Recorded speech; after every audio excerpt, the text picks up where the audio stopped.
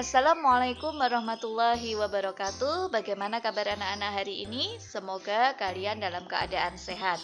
Hari ini kita masih belajar mengenai kemuhamadian, yaitu mengenal tokoh Muhammadiyah.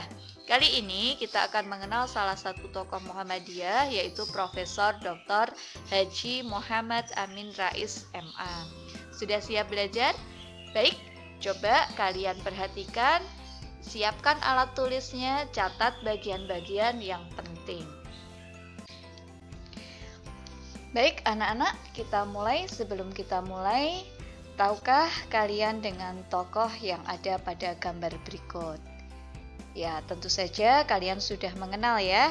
Dia adalah Profesor Dr. Haji Muhammad Amin Rais MA. Beliau merupakan salah satu tokoh Muhammadiyah yang memiliki kemampuan berpidato atau retorika yang sangat baik. Mari kita pelajari bagaimana masa kecil beliau. Nah, ini adalah foto Amin Rais saat berjuang pada masa reformasi. Amin Rais ini lahir di kota Solo tanggal 26 April 1944 dari seorang ayah yang bernama Suhud Rais. Ibunya bernama Sudalmiah. Beliau merupakan anak kedua dari 6 bersaudara.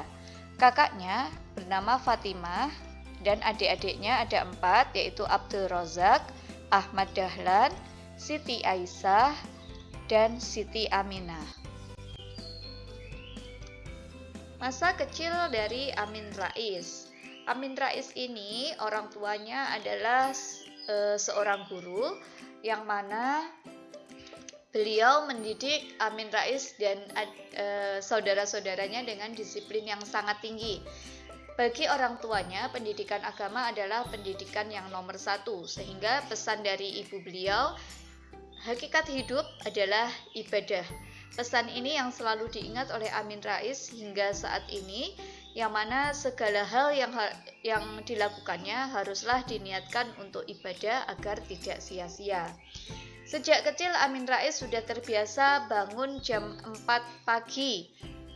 Setiap bangun tidur dia harus mengucapkan as-sholatu khairum minan naum, yang artinya sholat lebih baik daripada tidur dengan suara yang keras. Tujuannya agar orang tua tahu bahwa Amin Rais dan saudara-saudaranya ini sudah benar-benar bangun. Kemudian setiap hari dia pergi ke masjid untuk melaksanakan sholat 5 waktu dan juga sholat subuh. Dan setiap dia pergi ke masjid untuk sholat subuh, dia akan mendapat uang saku 50 sen. Uang saku 50 sen ini yang nantinya akan digunakan untuk membeli pakaian saat lebaran. Dalam mendidik putra-putrinya, orang tua Amin Rais tidak pernah memaksakan kehendaknya. Ini terbukti saat memilih sekolah nanti ya. Anak-anaknya dibebaskan untuk memilih sesuai dengan keinginannya. Dari hasil didikan orang tuanya ini, maka terwujudlah atau terbentuklah sifat dari Amin Rais, yaitu jujur, istiqomah, berani melakukan amar ma'ruf nahi mungkar, yaitu mengajak kepada kebaikan dan mencegah kemungkaran. Kemudian memiliki prinsip hidup. Dia memiliki 2 prinsip hidup, yaitu hidup itu untuk mencari ridha Allah. Dan untuk mendapatkan ridha Allah ini, jadilah orang yang apa adanya. You are what you are, gitu ya. Riwayat pendidikan dari Amin Rais. Beliau menempuh pendidikan dari jenjang TK hingga S3. Secara garis besar dari TK hingga SMA, beliau belajar di sekolah Muhammadiyah. Beliau belajar di SD Muhammadiyah 1 Surakarta yang lulus pada tahun 1956, kemudian melanjutkan ke SMP Muhammadiyah 1 Surakarta, lulus pada tahun 1959, dilanjutkan ke SMA Muhammadiyah 1 Surakarta, lulus pada tahun 1962.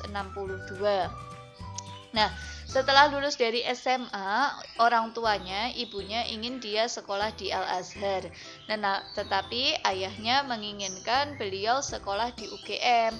Nah, karena ayahnya dan ibunya ini memiliki pendidikan yang demokratis untuk anak-anaknya, maka Amin Rais diberi kebebasan untuk memilih sekolahnya. Akhirnya dia memilih sesuai dengan pilihan ayahnya. Beliau berkuliah di dua tempat, yaitu di Fakultas Sosial Politik UGM dan Fakultas Tarbiyah Universitas Negeri Sunan Kalijaga, Yogyakarta. Setelah lulus dari S1 ini, kemudian beliau melanjutkan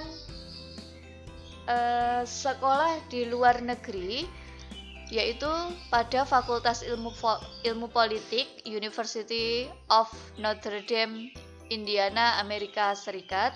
Kemudian setelah selesai S2, beliau melanjutkan di Fakultas Politik Timur Tengah pada University of Chicago, Amerika Serikat.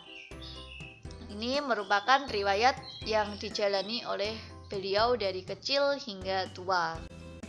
Nah, anak-anak, demikian tadi sejarah singkat mengenai masa kecil dan riwayat pendidikan dari Dr. Amin Rais. Semoga kita bisa mencontoh tekad beliau, kemudian sifat-sifat yang baik dari beliau, sehingga kita bisa tetap bersemangat untuk belajar terus dan belajar, seperti itu ya.